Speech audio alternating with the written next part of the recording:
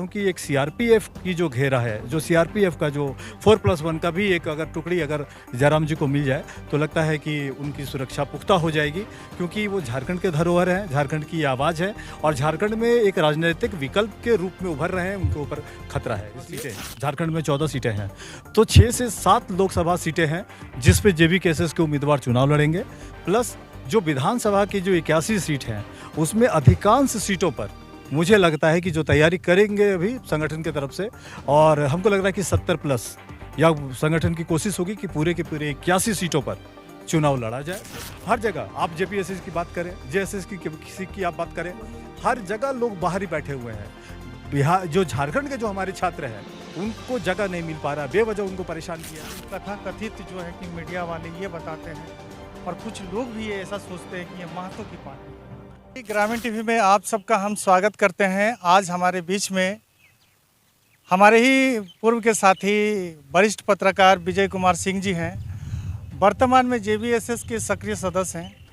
अच्छा बताइए दादा, आपने रिपोर्टिंग के दौरान में जब जयराम का कई सभाओं की आपने रिपोर्टिंग की है, लेकिन आजकल और हमेशा हम जयराम को एक बात कहते हुए सुने हैं कि हमारी जान का खतरा है और उनकी सुरक्षा को लेकर जो है कि अक्सर सवाल खड़े किए जाते हैं। आप इसको किस हिसाब से देख रहे हैं? रहीम जी, सबसे पहले तो ग्रामीण टीवी के सभी दर्शकों को मेरा नमस्कार और जोहार। ये जो थ्रेट परसेप्शन है, जो मुद्दा आप उठा रहे हैं, अब तक कोई नहीं उठाया है और मुझे लगता है कि जो शासन और प्रशासन की जो नज़र है वो भी इसके ऊपर नहीं जा रही है। जयराम की सभा में जिस ढंग से भीड़ उमड़ रही है और जिस ढंग से वो बात कर रहे हैं कोयला चोरों को लेकर के, अवैध पत्थर खनन को लेकर के, माफियाओं के खिलाफ, बहुत सारे ऐसे विधायक हैं झारखंड के अंदर जिनका आपराधिक बैकग्राउंड रहा है। एक राजनीतिक रंजिश का भी एक माहौल बन सकता है। 2024 के पहले मुझे लगता है कि बहुत सारी चीज़ें हैं जिसको एसेस करना पड़ेगा। जो सुरक्षा एजेंसियां हैं राज्य के अंदर, केंद्र की जो एजेंसियां हैं, उनको भी थोड़ा सतर्क रहना है, क्योंकि झारखंड के अंदर एक नया सनसनी, एक नया राजनीतिक विकल्प खड़ा करना इतना आसान नहीं है। ऐसे में जो राज्य की जो निगरानी विभाग है उसमें उनको भी एसेस करना है, राज्य सरकार को रिपोर्ट देनी है और सुरक्षा की समीक्षा होनी है, सुरक्षा बहाल करना है। मैं तो ये मांग करूँगा कि केंद्र की जो सरकार है, जो अमित शाह के नेतृत्व में जो गृह मंत्रालय चल रहा है, जो आईबी की रिपोर्ट जो उनके पास जा रही होगी, क्योंकि झारखंड में इतना बड़ा आंदोलन चल रहा है, मैं ये मानने को तैयार नहीं कि आईबी के पास इनपुट नहीं है, तो गृह मंत्रालय को भी इसको एसेस करना चाहिए और सुरक्षा बहाल करना चाहिए। मैं समझता हूँ कि जो बाबूलाल मरांडी जी और जो झारखंड के मुख्यमंत्री हैं माननीय हेमंत सोरेन जी, उनके समकक्ष जो सुरक्षा का जो व्यवस्था है, सुरक्षा का जो घेरा है, मैं डिमांड करता हूं कि एक सीआरपीएफ की जो घेरा है, जो सीआरपीएफ का जो 4+1 का भी एक अगर टुकड़ी अगर जयराम जी को मिल जाए तो लगता है कि उनकी सुरक्षा पुख्ता हो जाएगी, क्योंकि वो झारखंड के धरोहर हैं, झारखंड की आवाज़ है और झारखंड में एक राजनीतिक विकल्प के रूप में उभर रहे हैं, उनके ऊपर खतरा है। इसलिए सुरक्षा बहुत ज़रूरी है, उनकी सुरक्षा होनी चाहिए। अच्छा भैया, और एक बात बताइए, आप तो इसमें पार्टी के सक्रिय सदस्य के रूप में जुड़ गए हैं जयराम जी के टीम में, और इस पार्टी का आखिर माने जेबीएसएस का जो संगठन है उनका विस्तार को लेकर कुछ चर्चा हुई? देखिए, अभी आपको याद होगा कि पिछले दिनों धनबाद के बलियापुर में एक सम्मेलन हुआ था, एक महाधिवेशन हुआ। कल हजारीबाग में बदलाव संकल्प महासभा का आयोजन किया गया।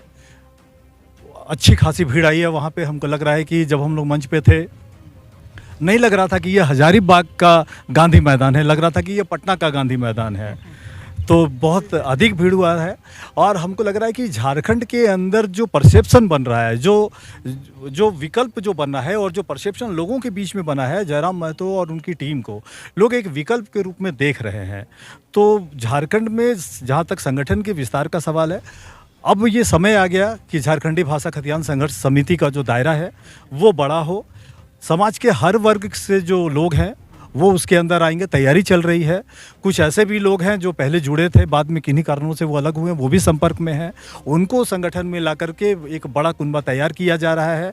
कोशिश जेबी केसेस की ये हो रही है कि समाज के हर वर्ग के, हर जात के लोगों को, जो पढ़े लिखे हैं, जो काबिल लोग हैं, उनको संगठन से जोड़ करके उनको अच्छे जगह पर, उनको अच्छा स्थान दे करके राज्य के हित में उनसे काम लिया जाए और जयराम महतो के नेतृत्व में झारखंड में विकल्प बने, एक वैकल्पिक सरकार बने, सत्ता में एक बड़ा रोल रहे, इसकी तैयारी संगठन करने जा रहा है। जी, लोकसभा विधानसभा को लेकर भी चर्चा है, इसकी भी तैयारी किस तरह है बताइए। देखिए, जहाँ तक हमारे केंद्रीय अध्यक्ष का सवाल है जयराम महतो जी का, लोकसभा को लेकर के और विधानसभा को लेकर के उनका स्टैंड क्लियर है। उनका ये बारंबार ये स्टेटमेंट आ रहा है कि 6 से 7 लोकसभा सीटें, झारखंड में 14 सीटें हैं, तो 6 से 7 लोकसभा सीटें हैं जिस पे जेबी केसेस के उम्मीदवार चुनाव लड़ेंगे। प्लस जो विधानसभा की जो 81 सीट हैं, उसमें अधिकांश सीटों पर मुझे लगता है कि जो तैयारी करेंगे अभी संगठन की तरफ से, और हमको लग रहा है कि 70 प्लस या संगठन की कोशिश होगी कि पूरे के पूरे 81 सीटों पर चुनाव लड़ा जाए। अध्यक्ष बार बार इस बात को दोहरा रहे हैं और हम लोग भी तैयारी कर रहे हैं कि लगभग सभी सीटों पर जेबी केएसएस के जो उम्मीदवार हैं वो विधानसभा का चुनाव लड़ेंगे। जेबी केएसएस का जो पार्टी का जो चुनावी मैनिफेस्टो है, वो उसके बारे में कुछ आपको जानकारी है? देखिए, अभी तक मैनिफेस्टो बना नहीं है, लेकिन मैनिफेस्टो दिमाग में है कि झारखंड में जो कमियां हैं, जो सरकार की विफलता है और जो जनमानस की आकांक्षा है, जो जनता के मन में है, जो उनकी इच्छा है, जो पूरा नहीं हो पा रहा है। विस्थापन का मुद्दा है, रोजगार का मुद्दा है, शिक्षा को लेकर के है, खनन नीति का मुद्दा है, बहुत सारी चीज़ें हैं। झारखंड आज अपने ही जो झारखंडी हैं वो अपने ही राज्य में उपेक्षित हैं। बहुत सारा जगह है, आप देख लीजिए कि जो आप विधायिका में कहीं लोग नहीं है, कार्यपालिका में कम लोग हैं, न्यायपालिका में कम लोग हैं। मुख्यमंत्री का दर्द भी हम लोगों ने पिछले दिनों सुना कि न्यायपालिका में उनके लोग नहीं हैं। तो अगर उनके लोग नहीं हैं तो फिर विकल्प तो तैयार करना पड़ेगा। आप चौथे खंभे से हैं, मीडिया में भी संख्या लोगों की कम है। तो झारखंडी लोगों का जो जगह है वो सभी जगह उनको बढ़ाना पड़ेगा, उनको शेयरिंग बढ़ाना पड़ेगा, अपनी हिस्सेदारी बढ़ानी है, चाहे वो विधायिका हो, कार्यपालिका हो, न्यायपालिका हो या फिर मीडिया है। क्योंकि आप गौर कीजिए कि जो झारखंड में इतना बड़ा आवाज़, झारखंड में इतना बड़ा आंदोलन और राष्ट्रीय स्तर पर ये मुद्दा नहीं बन रहा है, इसका मतलब है कि झारखंड की जो आवाज़ है, झारखंड के जो लोग हैं मीडिया में भी, वो राष्ट्रीय स्तर पर उनकी नुमाइंदगी कम है या फिर वो बंधे बंधे से हैं। यही कारण है कि ये मुद्दा राष्ट्रीय नहीं बन रहा है। हम चाहते हैं कि जो लोग हैं झारखंड के, वो इन चारों ही जगहों पे अच्छी खासी जगहों पर हो और अच्छी खासी संख्या में हो, ताकि राज्य का सर्वांगीण विकास हो और राज्य का जो हिस्सेदारी है, राज्य का जो डेवलपमेंट है, for the people, by the people, to the people. मैं कहता हूँ for the Jharkhand, by the Jharkhand, to the Jharkhand, ये कॉन्सेप्ट को परिभाषित किया जाए। हर जगह झारखंडी होनी चाहिए, ये मैं मानता हूँ। एक बात है भैया, आप भी आंदोलन को कवर किए हैं, आज भले जेबी केएसएस का सक्रिय सदस्य आप हैं, लेकिन छात्र जो है कि बढ़ चढ़कर हमेशा आंदोलन में हिस्सा लिए हैं, उनको लेकर क्या रणनीति है? रहीम जी, ये बहुत इंपॉर्टेंट सवाल है। ये आंदोलन भी छात्रों ने शुरू किया था और छात्रों के द्वारा, ये भी थोड़ी देर पहले मैं कह रहा हूँ, for the people, by the people, to the people, and I have converted that for the Jharkhand, by the Jharkhand, to the Jharkhand. Now I am saying that for the student, by the student and to the student. ये जो concept है, हमको लग रहा है कि छात्रों के द्वारा शुरू किया गया ये आंदोलन छात्र के इंटरेस्ट को लेकर। मांग क्या था? मांग यही था कि उनका रोजगार, पढ़ने लिखने के बाद उनको रोजगार नहीं मिल पा रहा है। अबुआ राज, अपने ही राज्य में मुख्यमंत्री बंधक बने हुए हैं, कांग्रेस के जाल में जकड़े हुए हैं, आरजेडी के निर्देश पे चल रहे हैं। ये सिस्टम यहाँ बदलना चाहिए और छात्रों के हित में को ध्यान में रख करके हमको लगता है कि एक बड़ा व्यापक एक हम लोग रोल भी इसमें प्ले करेंगे। उनसे सहयोग लेकर, उनसे मशवरा कर और छात्रों के रोजगार को लेकर के हर जगह, आप जेपीएससी की बात करें, जेएसएस की किसी की आप बात करें, हर जगह लोग बाहर ही बैठे हुए हैं। बिहार, जो झारखंड के जो हमारे छात्र हैं, उनको जगह नहीं मिल पा रहा है, बेवजह उनको परेशान किया जा रहा है, उनको भागीदारी नहीं दिया जा रहा है। बहुत सारे मुद्दे हैं, इसलिए छात्रों के हित को सर्वोपरि मानते हुए अगर सत्ता में भागीदारी हुई तो टाइगर जयराम महतो के नेतृत्व में छात्रों के शिक्षा और छात्रों के रोजगार को लेकर के एक व्यापक नीति बनेगी। मैं ये भरोसा जरूर दिलाता हूँ। और एक समस्या, बड़ी समस्या है हमारे झारखंड में, पूरे झारखंड में हम देख रहे हैं, विस्थापित को लेकर जो है, जो लोग विस्थापित हुए, जिनकी ज़मीन चली गई, आज उनके बच्चे जो है कि बेघर की स्थिति में हैं, इसको लेकर क्या किस नजर? रहीम जी, ये जो मुद्दा है विस्थापन का, ये विशुद्ध रूप से ये पॉलिसी पैरालिसिस है। नीति अपंगता के कारण विस्थापन की समस्या है यहाँ पर। केंद्र सरकार से लेकर के राज्य सरकार, जब कभी भी जमीन का जो अधिग्रहण होता है वो बिना केंद्र के अनुमति से होता नहीं है। तो बिना पॉलिसी के आप जमीन ले रहे हैं। आप पुनर्वास को लेकर कोई नीति नहीं है, आप मुआवजा जो दे रहे हैं उसकी नीति नहीं है। आप बात कर रहे हैं नौकरी, अगर एक पीढ़ी को अगर आप दे रहे हैं नौकरी, उसके बाद की पीढ़ियों का क्या होगा?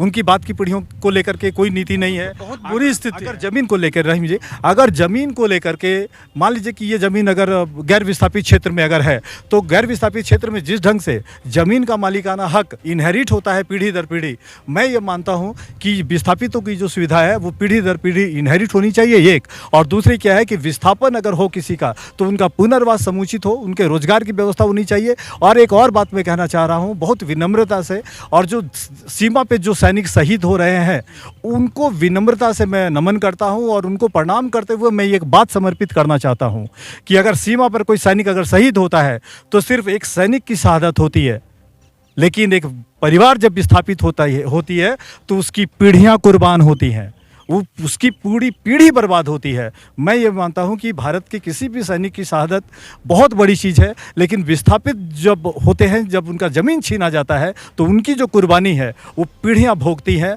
रहीम जी, ये बहुत दर्दनाक चीज़ है। विस्थापितों की समस्या झारखंड में विकराल है।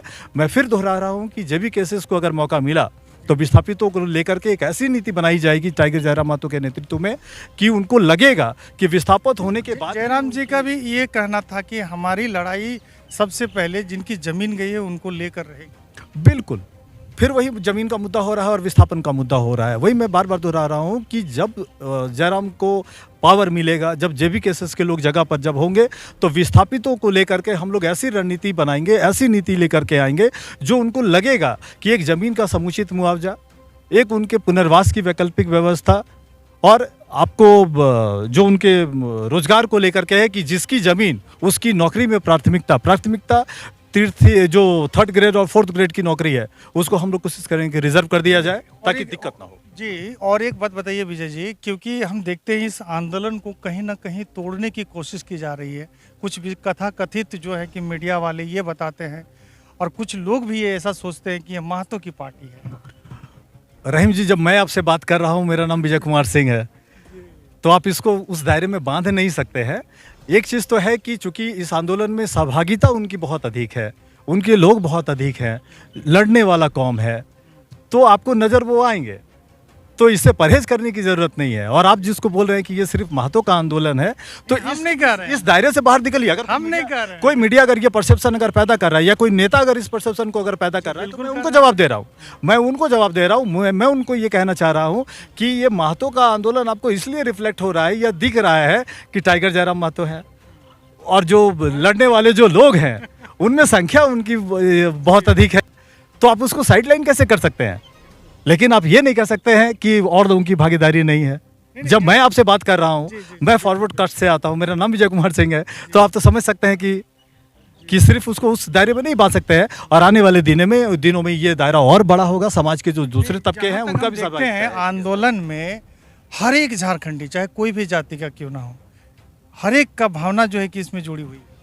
बिल्कुल, ये झारखंड के लोगों के सेंटीमेंट से जुड़ा हुआ है, सेंटीमेंट से जुड़ा हुआ है। अब तक 22 सालों में जिस सपना को लेकर झारखंड को बनाया गया था, कहीं ना कहीं आज हम देखते हैं जो भी लोग बाहर से आए यहाँ रचे बसे हैं, उनके डबल वोटर कार्ड, डबल मैंने आधार तो नहीं, सिंगल आधार कार्ड है, 2 स्थानीय नीति का लाभ ले रहे हैं। जबकि आप अच्छी तरह जान रहे थे कि जब हमारा बिहार राज्य अलग हुआ था तो ये कहा गया था कि भाई बिहार के अनुरूप ही जो है कि तमाम चीज़ें झारखंड में होगी। जो प्रावधान बिहार के अंदर है, सिर्फ शब्द बदलना था, बिहार के जगह झारखंड करना था, बस यही चीज़ है। डुअल आइडेंटिटी का एक इशू है, और हमको लग रहा है कि जब जेबी केसेस की जो पॉलिसी है और जो टाइगर जयराम महतो बोलते हैं कि जो जिनके पास दोहरा आई कार्ड है उससे प्रॉब्लम है, और हम लोग फिर दोहरा रहे हैं इस बात से कि जिनके पास डबल वोटर आई कार्ड है, जिनकी डुअल आइडेंटिटी है, उनसे हम लोगों को समस्या है, और इस बात को ओवरकम करना होगा, इस बात को कम करना होगा। और हम लोग कोशिश करेंगे कि अगर पावर में आ गए तो हम लोग कोशिश करेंगे कि कम से कम एक सर्वे हो जाए और उनको हम लोग चिन्हित करने का काम जरूर करेंगे। तो ये थे हमारे बड़े भाई विजय कुमार सिंह जी। आप लोग अच्छी तरह देख लीजिए, JBKSS के सक्रिय सदस्य के रूप में जुड़े हैं, पहले वरिष्ठ पत्रकार थे, और ये बड़े नपे तुले शब्दों में अच्छी बातें रखते हैं। हमें भी इनका वीडियो हम अक्सर देखा करते थे और समझते थे, मेरे बड़े भाई हैं। काफ़ी दिन, कितने दिन रहे हैं आप पत्रकारिता? 23 साल का समय मैंने रहीम जी दिया है मीडिया को। 23 साल का समय समझ रहे हैं, जब हम लोग कुछ समझते नहीं थे, इस पत्रकारिता के बारे में। आज बड़े भाई का इंटरव्यू लेके मुझे भी बड़ा अच्छा लग रहा है कि हम लोग, हालांकि आप लोगों की बात हमेशा पहुंचाएंगे सरकार तक, लेकिन ये जो है विजय कुमार सिंह जी को आप देख लीजिए, आप लोग के दुख मुसीबत के साथ में कदम से कदम मिलाकर चलेंगे और आपकी समस्या के साथ लड़ेंगे, और हमारा काम जो है पहले का वही रहेगा। फिलहाल लेते हैं आप लोगों से विदा। जय झारखंड, जोहार झारखंड। जोहार झारखंड, जय झारखंड।